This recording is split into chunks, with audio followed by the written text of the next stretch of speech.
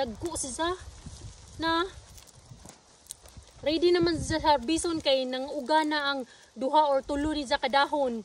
So ready na siya nga harbison na ang atong garlic. Ito na nato tanan no. Hey, kadagko sa garlic guys. Dagko ang isang lusok. Yung unod. Nawa. Hindi ba?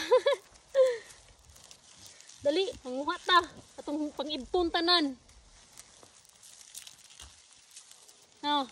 Ang garlic. Dagko atong garlic guys.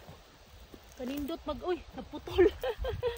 Katong naputol, ato na to zang kanang nay kubkubon.